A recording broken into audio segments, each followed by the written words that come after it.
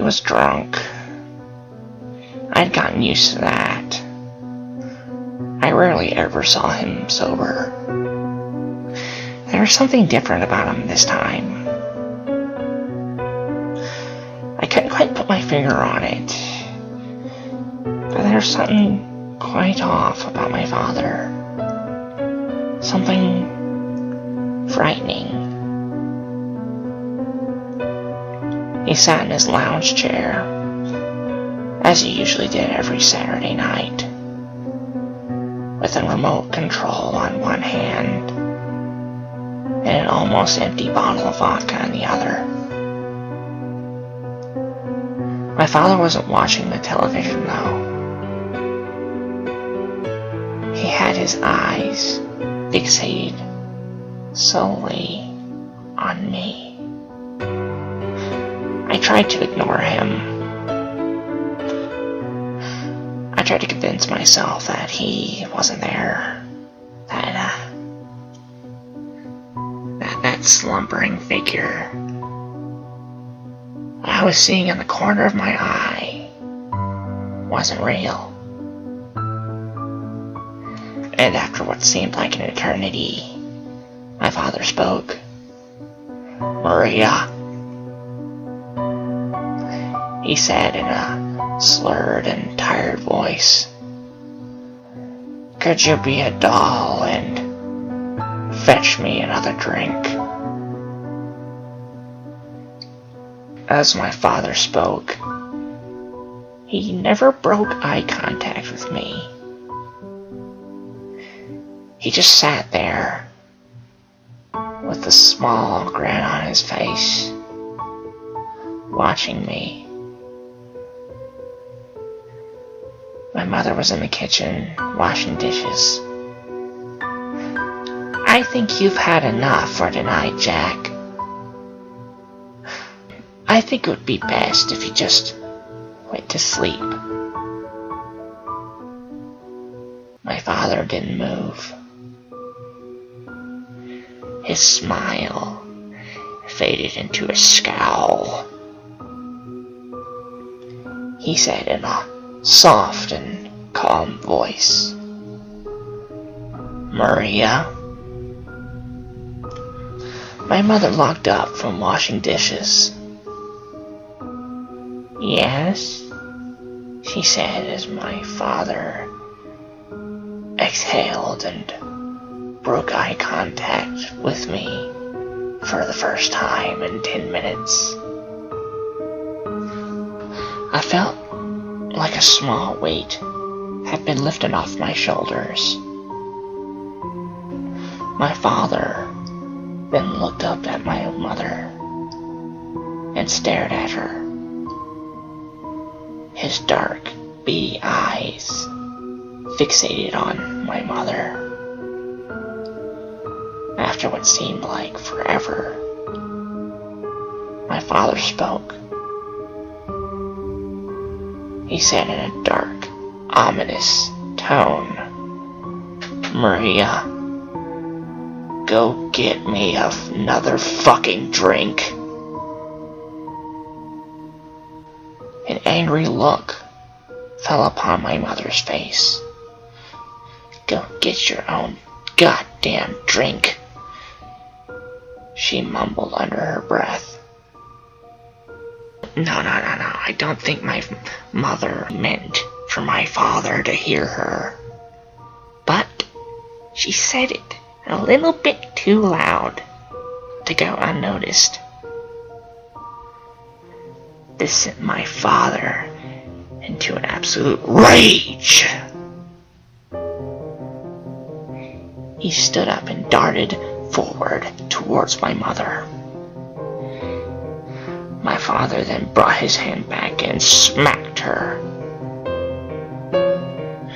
She cried out in pain and fell over, holding the right side of her face.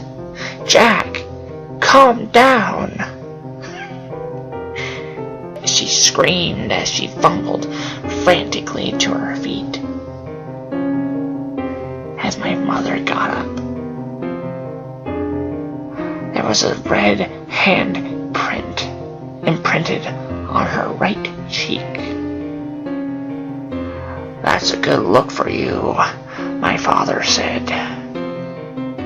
After he said this, he went into a hysterical fit of laughter. As my father was laughing, my mother opened the kitchen drawer to get the longest, sharpest knife she could find. She slowly backed away from my father, inching herself towards the phone. "Calm down, Jack. Just calm down. I'll get your drink for you. I'll get your drink. I'll get you another drink. Just go sit back down." My father looked up, still laughing, saw her inching her way towards the phone. "Oh, you bitch," he choked out between his hysterical laughter. My father charged at my mother and viciously ripped the knife out of her hands. He pushed her into a corner and kicked her several times in the rib cage. He never stopped laughing. I looked away. I hid my face in my open hands. It wasn't happening.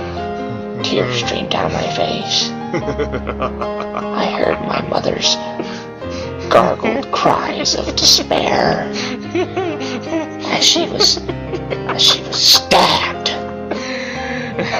multiple times. My father never stopped laughing. After my mother finally ceased screaming, there was only silence. My father slowly walked out of the kitchen and turned his head to look at me. He smiled. It was a kind of smile only a madman could make. My father laid down in front of me, pushing his face against mine. I could smell the alcohol on his rancid breath as he said, "Why so serious?" I ignored him. He wasn't there. He wasn't real. He held my arms down and placed the blade of the kitchen knife in my mouth. "Why so serious?" he said, this time in a darker tone. He laughed a long, strenuous laugh. My father's voice was becoming increasingly strained. "Let's put a smile on that face," he snarled as he cut deep into the sides of my mouth.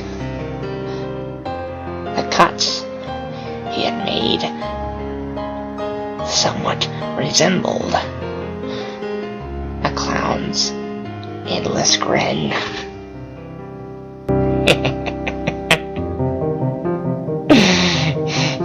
He never did stop laughing.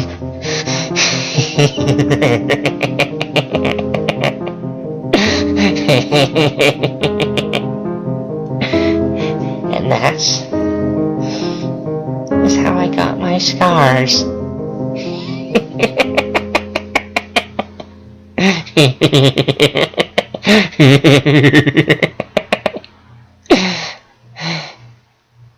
Why aren't you laughing? Why so serious?